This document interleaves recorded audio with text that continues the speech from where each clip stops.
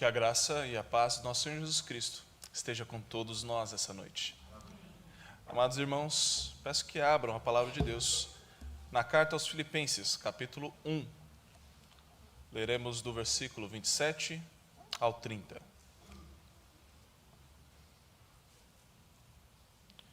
Filipenses, capítulo 1, dos versículos 27 ao 30.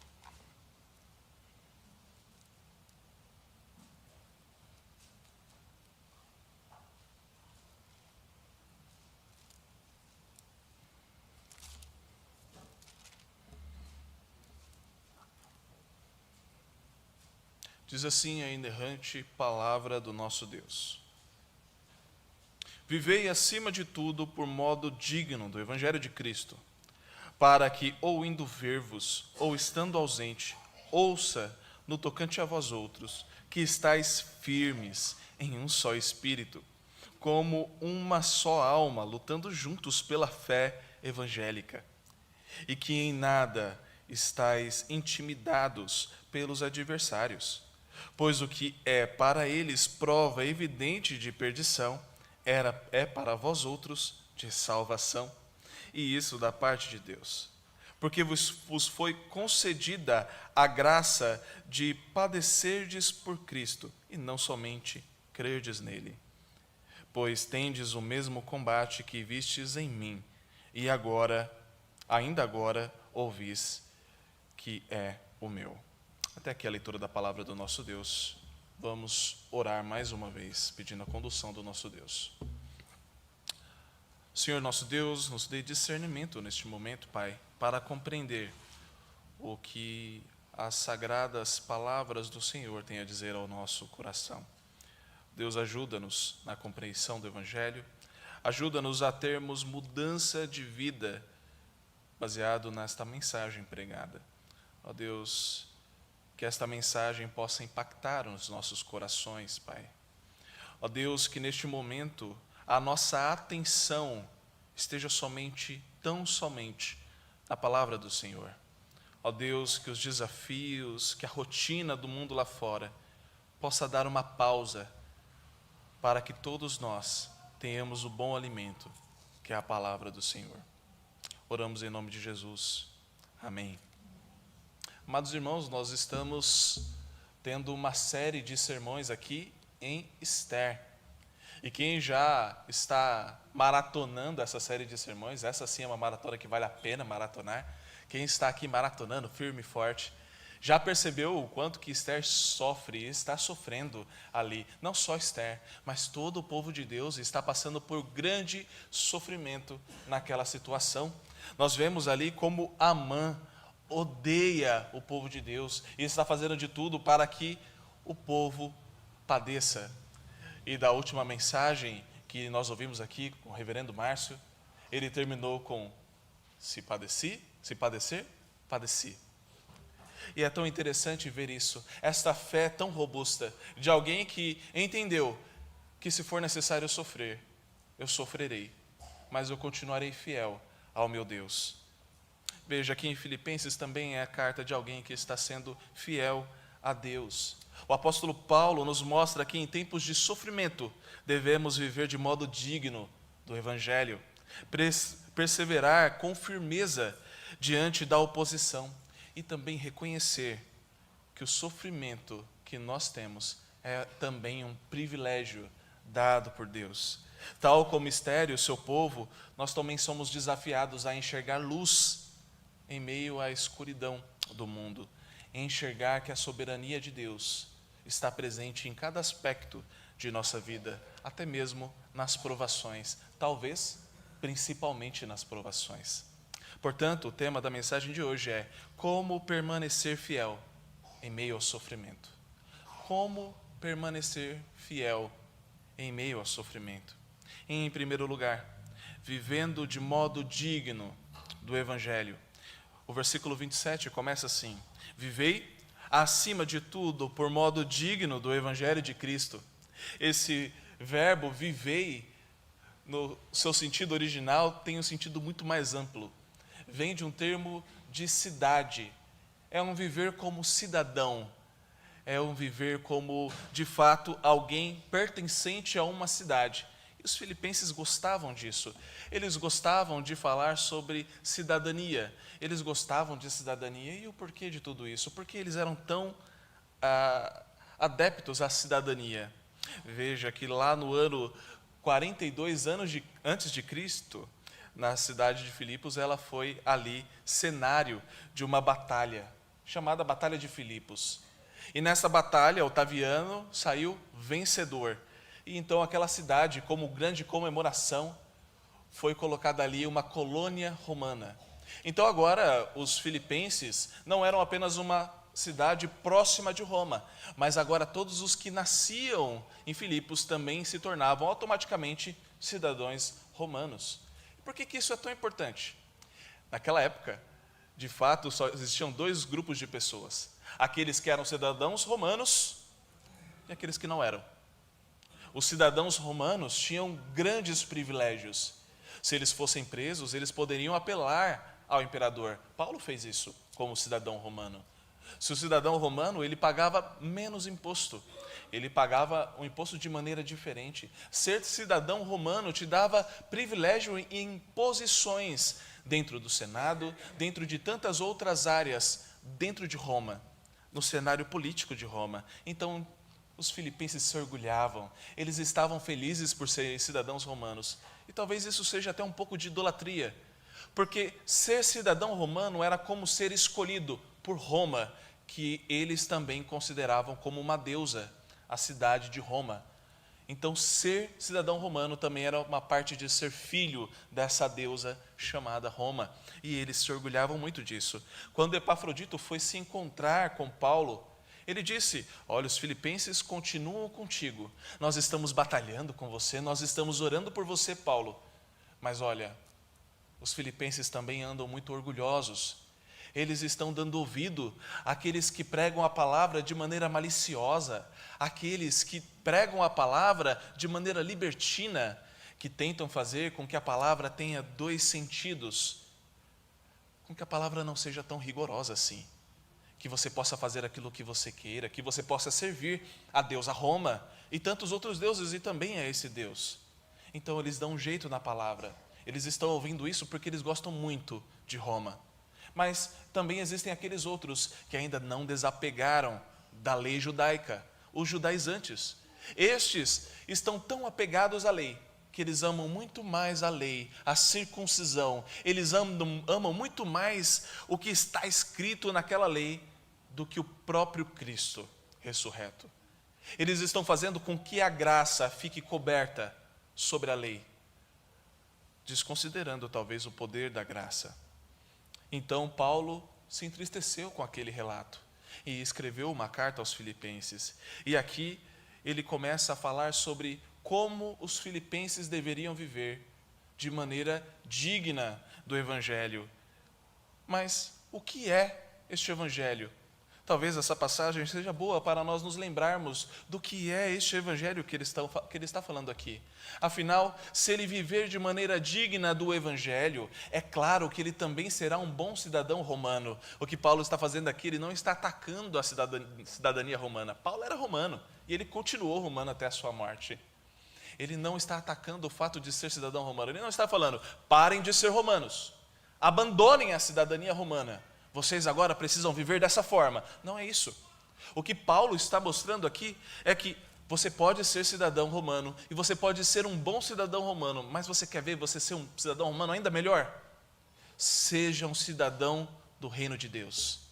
Seja alguém que vive com a cabeça nas nuvens. Talvez você tenha ouvido isso da sua mãe ou de alguma tia. Ah, você vive com a cabeça nas nuvens. Mas aqui é coisa boa. Viver com a cabeça nas nuvens é viver com pensamento no céu.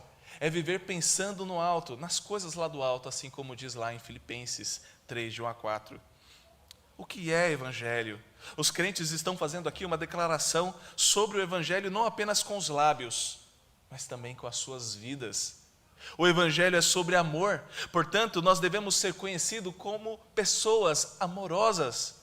O Evangelho é sobre justiça, então nós devemos ser conhecidos como pessoas que buscam a justiça.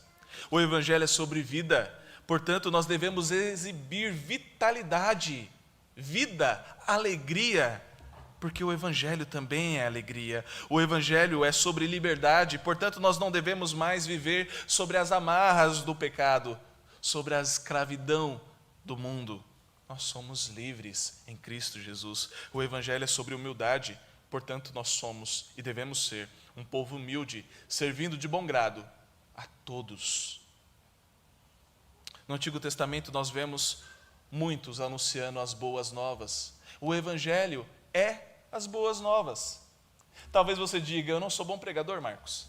Eu deixo isso para o pastor, para os presbíteros, eu não prego, eu vou à igreja, se precisar de mim para alguma coisa, mas eu não sei pregar. Pregar é contar a boa notícia. É verdade que muita gente sabe contar a história de um bom filme quando assiste um.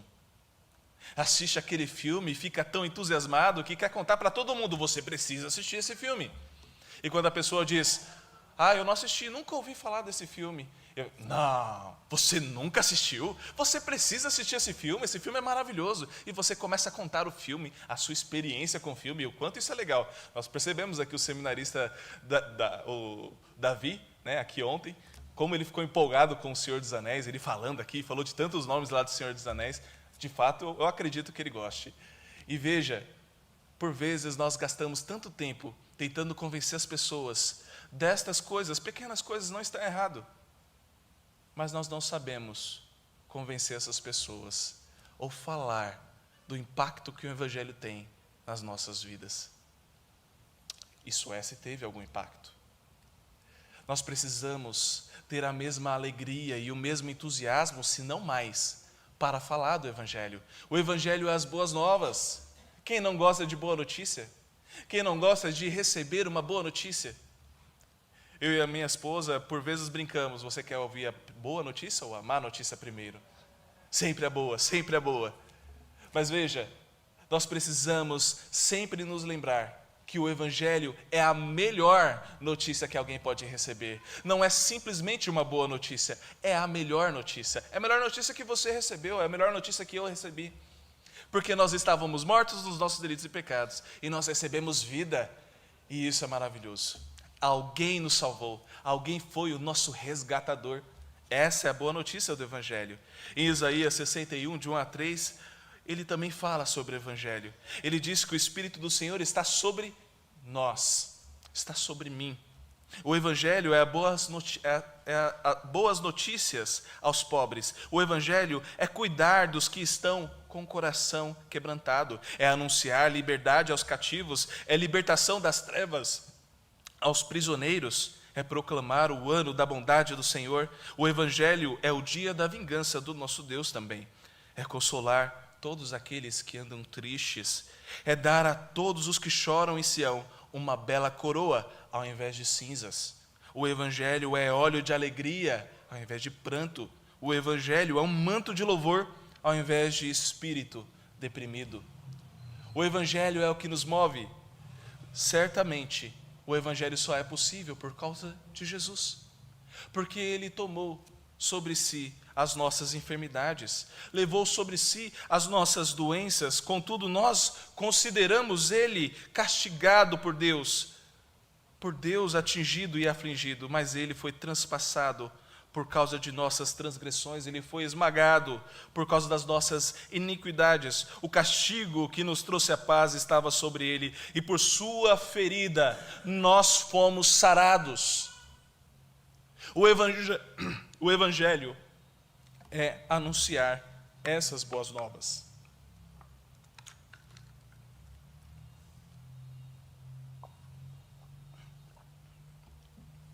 É anunciar essas boas novas. Vou tomar água, que a Laura já está me olhando, cara feia. Você está vivendo como um cidadão do céu? Você tem vivido anunciando a luz das boas novas, a luz do Evangelho de Cristo Jesus? O apóstolo Paulo aqui usa a imagem de cidadania celestial, algo que ressoava fortemente com os filipenses, orgulhosos da sua cidadania romana. Da mesma forma como nós, por vezes nos orgulhamos de nossas conquistas, de nossos status, de nossa família, da nossa situação financeira. Por vezes nós somos tão orgulhosos e estamos tão resistentes aqui. Pense na sua vida. Pense nas suas prioridades. Pensa naquilo que você tem colocado em primeiro lugar. Será que estas coisas estão glorificando a Deus? Será que estas coisas pertencem ao reino de Deus? A sua maneira de tratar as pessoas, as suas escolhas no trabalho, na família, na igreja, elas refletem a cidadania de alguém que é cidadão do céu? Portanto, viva de modo digno do Evangelho. Viva de modo digno do Evangelho nas pequenas coisas.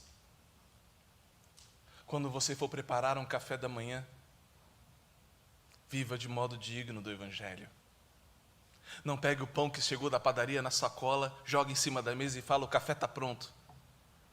Arrume a mesa. Os pequenos detalhes. Os seus filhos vão ver: nossa, como a minha mãe e o meu pai, eles são unidos, eles deixam um banquete para mim. Nos pequenos detalhes da sua vida você pode mostrar como viver de modo digno do Evangelho. Com certeza as pessoas, ao verem pequenos atos como esse, vão ver como você ama ao nosso Deus, como o Evangelho se manifesta na delicadeza de uma mulher, de uma mãe, de um pai.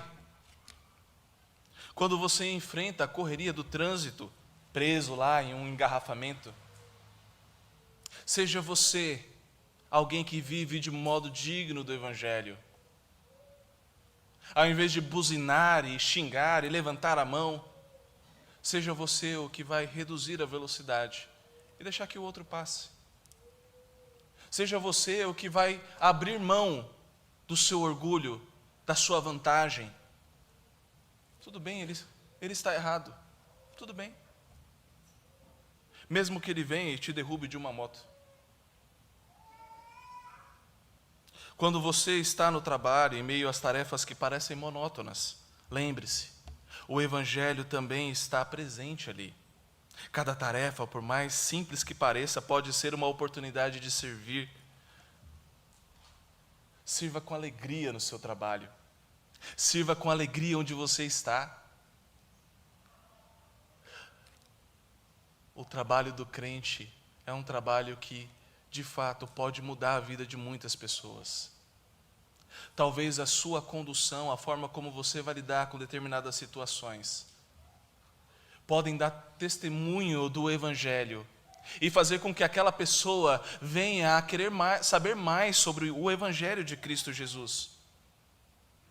Gaste tempo com a sua família. Viva de modo digno do Evangelho nas pequenas coisas do seu lar.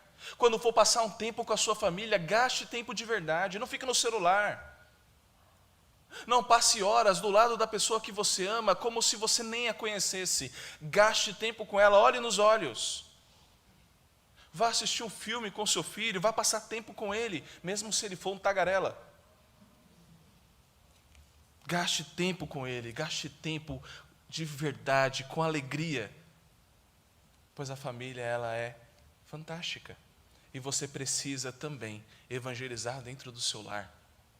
Quantos cristãos, quantas famílias estão sendo destruídas porque, por vezes, o cristão vem aqui na igreja, vive uma vida que parece uma vida de crente, mas ao chegar na sua casa, parece que as portas do inferno foram abertas. Não se comporta como crente. Ao chegar em um trânsito, alguém quando fecha você, se comporta como um animal irracional e não como um cristão que deveria ser. Nós devemos mostrar amor e demonstrar amor para o mundo, e por vezes nós estamos nos comportando pior do que aqueles que estão no mundo. Seja legalista demais ou seja libertino demais, por vezes nós estamos nos esquecendo da essência do Evangelho. Viva de modo digno do Evangelho, porque ao fazer o contrário, não é o seu nome que está sendo envergonhado, é o de Cristo. Pense nas pequenas áreas da sua vida, mude a sua disposição. viva de modo digno o Evangelho. Em segundo lugar, como permanecer fiel em meio ao sofrimento, perseverando com firmeza em meio à oposição. Perseverando com firmeza em meio à oposição. A segunda parte do versículo 27 diz assim: para que, ou indo ver-vos, ou estando ausente, ouça, no tocante a vós outros, que estáis firmes em um só espírito, com uma só alma, lutando juntos pela fé evangélica. Aqui o modo de viver que Paulo está tratando aqui é um modo de viver firme e permanente e contínuo. Mas aqui ele não está falando permanecer firmes como unidade. Interessante saber que em nenhum momento da Bíblia você vai encontrar, nenhum lugar da Bíblia, você vai encontrar uma pessoa sendo chamada de igreja. Isso não existe. Igreja é o povo de Deus reunido. Nós somos igreja. Mas quando é uma pessoa só, ou é eleito, ou é filho de Deus, mas nunca é igreja. E aqui ele está falando que nós precisamos permanecer firmes, e firmes como igreja, inabaláveis. Não como um soldado que está solitário, mas como um exército forte, pronto para a batalha, lutando juntos. E aqui, depois de Paulo ter escrito Efésios, falando sobre a armadura que nós devemos ter, trazendo todo o conjunto que nós devemos ter após vestir aquele conjunto. Agora, lute junto. Não vá sozinho, lute junto, como um grande exército, como grande igreja de Cristo. Paulo está aqui ressaltando que a luta pela fé do Evangelho, ela não é solitária, ela é conjunta. Ela é uma luta contínua e conjunta. Que maravilha é, meus irmãos, lutar junto com os irmãos, lutar junto com vocês, ombro a ombro, nos maiores desafios e nos menores desafios. Seja com uma dificuldade na educação do filho, seja com um grande problema no lar, nós podemos contar uns com os outros como igreja de Cristo Jesus. Esta é uma notícia maravilhosa, porque Deus não apenas nos deu a fé, mas nos deu irmãos que lutam essa batalha junto conosco. Como igreja, nós podemos fazer valer o que está em Mateus 16, 18 a 19. Edificarei a minha igreja, e as portas do inferno não prevalecerão contra ela. Contra a igreja, e não contra o crente, contra a igreja. Pare de lutar sozinho. Pare de tentar carregar o mundo nas costas. Pare de esconder os seus problemas para si. Pare de guardar os seus pecados no fundo de um pote, para que ninguém veja. Peça ajuda, peça apoio, não sofra sozinho. O Evangelho é uma batalha conjunta. Existe um movimento surgindo, e já vem surgindo desde os anos 2000, que é o movimento dos desigrejados. E agora, recente, um movimento chamado Seeker Sensitive, que é um movimento sensível a quem procura. A ideia desse movimento é: a igreja precisa ser um lugar onde as pessoas vão encontrar aquilo que elas procuram. O que você quer ter na igreja? Você quer ter fliperama na hora do culto? Vamos ter. O que você quer? Quer um show? Vamos ter. Quer rock? Quer funk? O que você quer na hora do culto? Nós vamos providenciar para você. Nós vamos te servir, porque esse é o objetivo da igreja, não é? Servir a todos os crentes? É claro que não. O real motivo da edificação da igreja é para que nós permanecemos firmes até o fim, para que juntos permaneçamos firmes até o fim, lutando pela fé evangélica. Isso não dá para fazer desigrejado, isso não dá para fazer de casa. Por vezes você é um desigrejado dentro da igreja, porque você não se envolve com a igreja, você não faz parte do corpo. Talvez você nem queira fazer parte do corpo. Talvez você se ache superior demais. Talvez você ache que você está em outro nível. Você vem uma vez, vem outra. Mas a verdade é que você nunca fez parte do corpo de Cristo. E é por isso que você sofre. E é por isso que você continua sangrando. Porque essa batalha não se vence sozinho. Essa batalha é necessária que seja feita com crentes. Este movimento dos desigrejados já passam dos 15 milhões de desigrejados só aqui no Brasil. Quão importante é pregar o Evangelho. Essas pessoas saem por diversos motivos. Porque aconteceu tal coisa, tal irmão falou aquilo, não aconteceu aquilo que eu queria, o louvor não é do jeito que eu gostei, eu queria que as luzes ficassem apagadas, eu queria que as luzes ficassem eu gostaria que ficasse com a luz acesa, e você nunca vai conseguir agradar todo mundo. O pastor na hora da saída não apertou minha mão do jeito certo, ele apertou só a pontinha, eu vou embora dessa igreja. Há tantos motivos, mas a verdade é que o grande motivo é o seu coração, que ainda não é entregue a Cristo Jesus. O grande motivo é que você ainda não aceitou Jesus como seu Senhor e Salvador. O grande motivo é que você não faz parte da igreja de Cristo ainda. Há tempo. Arrependa-se, há tempo. O isolamento espiritual só torna o cristão mais vulnerável. O isolamento espiritual só faz com que o cristão diminua. Nós precisamos continuar firmes e fortes na comunhão. Voltar à comunhão da igreja não é uma questão de convivência, mas é uma questão de sobrevivência. Você não é crente longe da igreja. Olha o que diz em Hebreus 10, 25. Não deixemos de congregar-nos, como é costume de alguns. Antes, façamos admoestações. E tanto mais quanto vedes que o dia se aproxima. É certo que o dia se aproxima. É certo que vem chegando a hora. E essas pessoas estão simplesmente ignorando os alertas. Como se Jesus não fosse voltar. Como se a vida na igreja fosse isso. Este é o resultado final.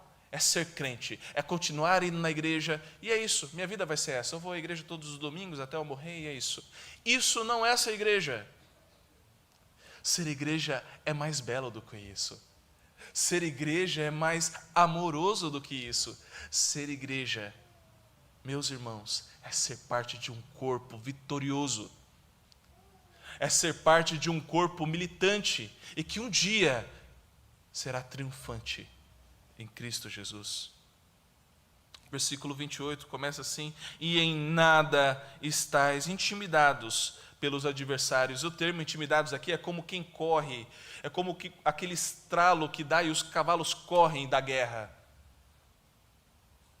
É alguém que está fugindo do campo de batalha, intimidados, com medo, acovardados. Uma postura covarde, medrosa, só pode ser de alguém que não faz parte de um exército.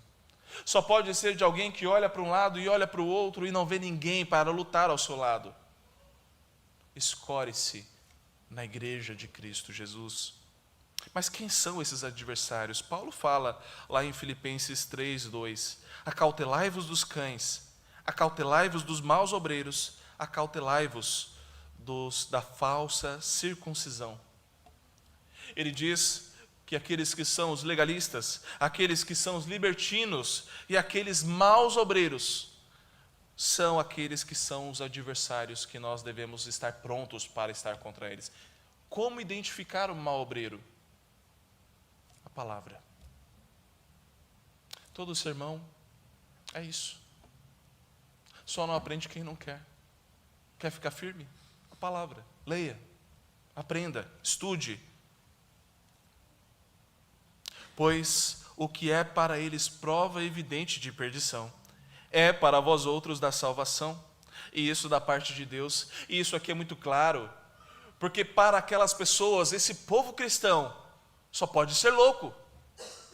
Esse povo cristão, eles estão se entregando à morte, dia após dia. Esse povo cristão só pode estar maluco. Quem entrega a própria vida? Quem pode entregar a própria vida em amor de um tal de Cristo? Eles entregam os próprios filhos, eles entregam as próprias vidas. Eles não se importam em morrer em fogueiras, por feras, serem arrastados pelas cidades, e eles continuam pregando o evangelho. Mas é que, sim, para eles parece perdição, parece que o nosso Deus está perdendo. Mas nós, ao sabermos que estamos sofrendo e padecendo por Cristo, é motivo de alegria. Porque Cristo foi o exemplo supremo de alguém que sofreu. E nós temos a honra de poder sofrer também. O destino dessas pessoas que zombam dos cristãos está descrito em Filipenses 3,19. O destino deles é a perdição.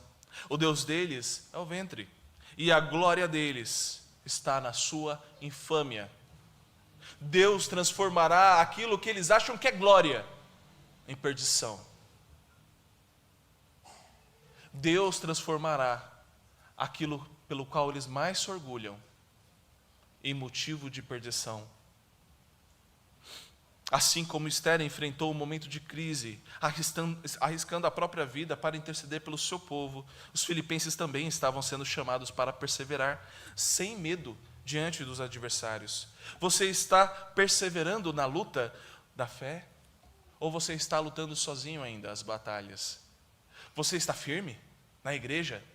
Ou você está querendo levar o mundo nas costas? Ou fingir que a igreja é só um passatempo? Tem dado certo? Você tem conseguido aquilo que você procura? A sua vida está melhor longe da igreja do que perto?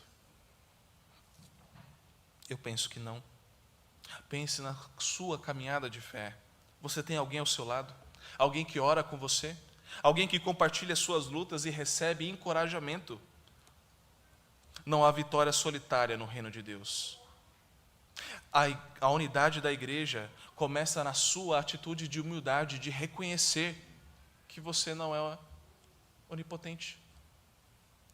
É de reconhecer que você não é totalmente capaz e você precisa de Deus, você precisa da comunhão, você precisa dos seus irmãos. E você tem contribuído para a unidade da igreja.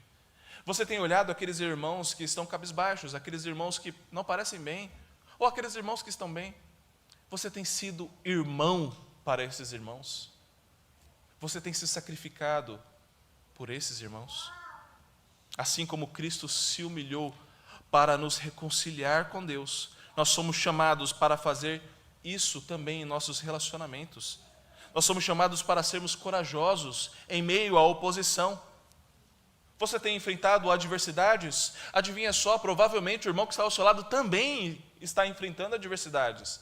Todos nós estamos. Em graus diferentes, é claro. Mas todos nós estamos lutando com alguma coisa constantemente. A nossa segurança não está na forma como nós vamos fazer isso, mas está em Cristo Jesus. Porque se nós estamos com Ele, o nosso general, se estamos com o exército de Cristo, não há o que temer. Não há o que temer. Nós somos fortes como o corpo de Cristo. Lembre-se, nós não estamos em uma batalha infindável. Lembre-se que Cristo já venceu essa batalha. Use essas palavras para fortalecer os fracos da fé. Use essas palavras para te fortalecer quando você estiver fraco na fé. Em terceiro e último lugar, nós vimos aqui como permanecer fiel em meio ao sofrimento. Em primeiro lugar, vivendo de modo digno do Evangelho. Em segundo lugar, perseverando com firmeza em meio à oposição. E em terceiro e último lugar, reconhecendo o sofrimento como um privilégio concedido por Deus. Um privilégio concedido por Deus. Versículo 29 diz: porque vos foi concedida a graça de padecerdes por Cristo, e não somente crerdes nele. Foi dado a graça de poder morrer por Cristo. Jesus, Ele ama e permanece com os seus discípulos, mesmo em meio ao sofrimento, porque eles são um, assim como nós somos igreja. Portanto, quando um está mal, todos estão mal. Quando o irmão não está bem, nós todos precisamos resolver isso. Quão lindo é quando um irmão não está bem e a igreja toda se reúne em oração, intercessão por aquele irmão, Que lindo é quando os irmãos dobram os joelhos para orar uns pelos outros. Nós devemos ensinar as crianças a fazerem isso, mas para isso precisamos fazê-lo. O cristianismo não é apenas outra religião. E é por isso que o mundo te odeia. E é por isso que o mundo sempre odiou os cristãos. Porque o cristianismo é extremamente exclusivo. Não existe abertura no cristianismo. E isso, por vezes, foi motivo de perseguição.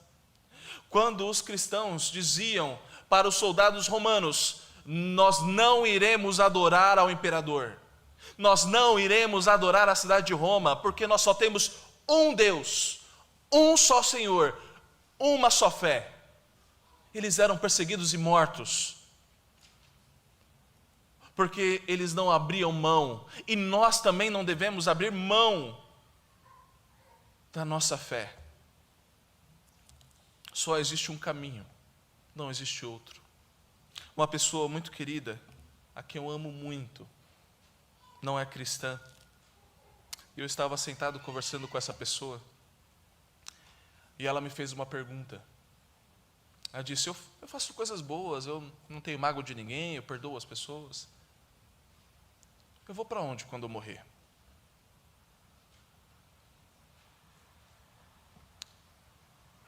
Que pergunta difícil, meu irmão. Que pergunta difícil.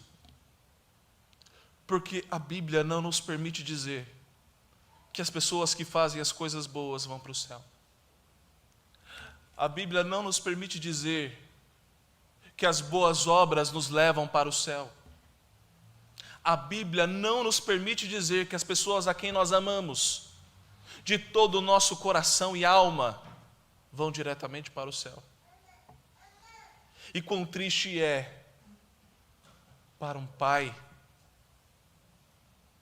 quão triste é para um filho,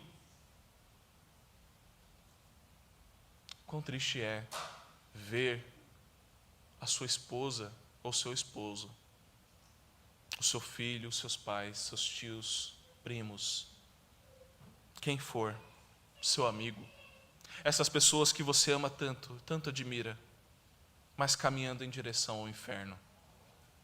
Não existe outro caminho. Jesus Cristo é o caminho, a verdade e a vida. O Evangelho não aceita falsos deuses. O Evangelho rejeita falsos deuses. Não dá para negociar com o Evangelho. Não dá para negociar com a fé em Cristo Jesus. Não há outro Deus. Não coloque o seu trabalho acima do Evangelho. Não coloque a sua família acima do Evangelho. O nosso Deus é um Deus que tem ciúmes. Ele não aceita ninguém no lugar dele na sua vida. Se Deus não está em primeiro lugar na sua vida, quem está? Provavelmente é um ídolo. E provavelmente o levará na perdição. E Paulo está dizendo aqui que o Evangelho não só leva a crer, e isso é tão fantástico, porque o privilégio não é só a graça de crer, porque Deus nos dá a fé, mas Deus também nos dá a graça de padecer, de sofrer por Cristo Jesus.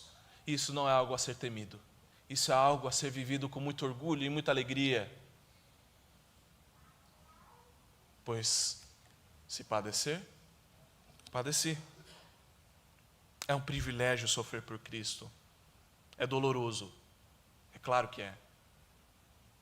A batalha é árdua, é claro que é. Mas juntos nós podemos vencer. E o apóstolo Paulo, ele queria que os filipenses soubessem que eles não estavam sozinhos nisso. O versículo 30 diz: pois tende o mesmo combate que vistes em mim, e agora ouvis que é o meu. Aqui Paulo está mostrando: vocês passaram pelas mesmas coisas que eu, vocês viram as coisas que eu vi, vocês também estão vendo as pessoas morrendo pelo Evangelho, vocês também estão vendo as pessoas tentando adentrar a igreja com falsos ensinos. Vocês estão vendo isso e vocês estão sofrendo junto comigo, com cada pessoa que se afasta da fé, aquele que estava ao seu lado, que você chamava de irmão e que agora abandonou a fé e detesta Cristo. Quão dolorosa são essas coisas. E ele está falando que os filipenses estão vendo isso também. E também ouvindo. A sua fé precisa ter persistência. A sua esperança precisa ter persistência. O que Paulo queria é que eles imitassem a confiança em Deus e esperassem no Senhor, mesmo em meio ao sofrimento, assim como diz lá em Isaías 40, versículo 31, mas os que esperam no Senhor renovam as suas forças, sobem com asas como águias, correm e não se cansam, caminham e não se fadigam. Com Deus ao seu lado, é possível vencer essa batalha, meu irmão. Qualquer que seja, é possível vencer, porque Deus está ao seu lado. O sofrimento traz a alma do crente para mais próximo de Cristo. O crente, em seu sofrimento, pode experimentar e começar a entender o que Cristo fez por nós naquela cruz. Consequentemente, o sofrimento nos traz segurança da salvação, porque importa sofrer por aquele que nos amou. Pense nas provações que você tem enfrentado. Você tem visto essas provações como castigo de Deus? Ou você tem visto essas provações como uma oportunidade de testemunhar o amor de Deus? Você já parou para agradecer a Deus pela sua fé, mas também pelo seu sofrimento, mas também pelas provações que você passa? Por vezes o crente vem e pede oração: nossa, eu estou passando por uma luta, ore por mim. E nós oramos e ele passa por aquela situação, e ele sai daquela situação e diz: ufa, me livrei daquele mal. Mas ele não consegue ver um pingo de bondade ou um pingo de evolução, nada que Deus usou para tratar a vida dele. E nossa, como Deus usa o nosso sofrimento para o nosso bem. Como Deus usa. Comece a ver isso. Comece a analisar no seu sofrimento o que Deus tem a te falar. As coisas boas que Deus tem para você. E Ele tem. O sofrimento é a evidência da nossa identidade de Cristo. Cristo é sofredor. Nós, como povo de Deus, também somos sofredores. Você tem se sentido desanimado, confuso ao passar por várias e várias provações? Que tal você se lembrar de quem é Jesus? Aquele que andou sobre as águas, aquele que curou aquela mulher que sangrava há 12 anos, aquele que disse para aquela mulher naquele poço tudo quanto ela tinha feito. Lembre-se daquele que curou o cego, o paralítico. Lembre-se daquele Jesus que te resgatou do corpo da sua morte e te trouxe a vida. Quando você se lembrar desse Jesus, você vai lembrar e você vai entender que o seu sofrimento tem um propósito. E que maravilha é sofrer pela nossa fé. Nas suas aflições diárias, como tem sido a sua atitude ao passar por sofrimento? Você tem sido como aquele cão raivoso que está com espinho na pata e morde todos que chegam perto? Ou você tem sido aquele que, mesmo em meio à dor, testemunha do amor de Cristo e de como Cristo, mesmo em meio ao sofrimento, está junto com você e sempre estará? Deus não te abandona no sofrimento. Ele te sustenta e te dá força para louvá-lo em meio às tempestades. Louvá-lo em todo o tempo. Louvá-lo. É para isso que nós existimos. Para louvá-lo. Para concluir, como permanecer fiel em meio ao sofrimento? Vivendo de modo digno do Evangelho. Não é apenas uma escolha, apenas em tempos de paz ou tranquilidade. Mas nós devemos viver em modo digno de evangelho em vários aspectos de nossa vida, inclusive no sofrimento e na tristeza e na dor. E quando nós estivermos mais para baixo, aí que nós devemos testemunhar do amor de Cristo por nós.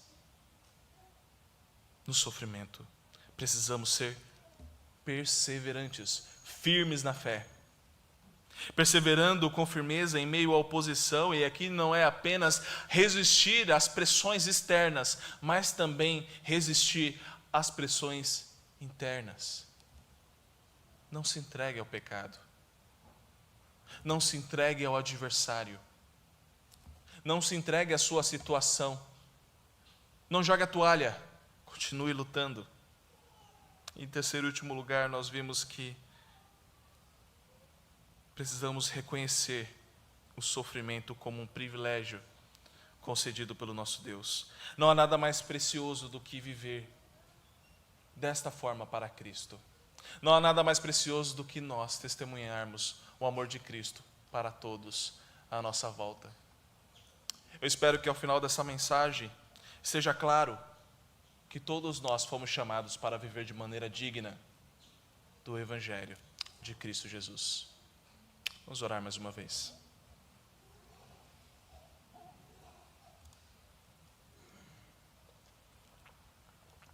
Santo Deus, a Tua palavra foi lida, Pai, exposta aqui essa noite. Ajude-nos, Pai, a vivermos de modo digno do Evangelho. Ajude-nos, Pai, em meio ao sofrimento, em meio à depressão, à ansiedade, em meio às coisas, às tempestades dessa vida, ajude-nos a encontrar a luz, ajude-nos a encontrar aquilo que nós devemos nos motivar dia após dia. A Tua palavra nos guia, luz para os meus pés, é a Tua palavra. Ajude-nos a caminhar em direção ao alvo. Ajude-nos em meio ao sofrimento, que sejamos crentes, firmes, entendendo que até mesmo o sofrimento é dádiva do Senhor. Que bom é servir ao Senhor em toda situação. Ajude-nos na firmeza da fé. Nós não queremos mais, Pai, abandonar ao Senhor ou nos intimidar com os nossos adversários. Queremos permanecer firmes na fé, porque sabemos que o Senhor está conosco, porque sabemos que temos irmãos junto conosco, pertencemos a um grande exército, o glorioso corpo de Cristo, e temos o grande cabeça, o general, Cristo, nosso Senhor e Salvador. Não há o que temer, não há o que temer. Oramos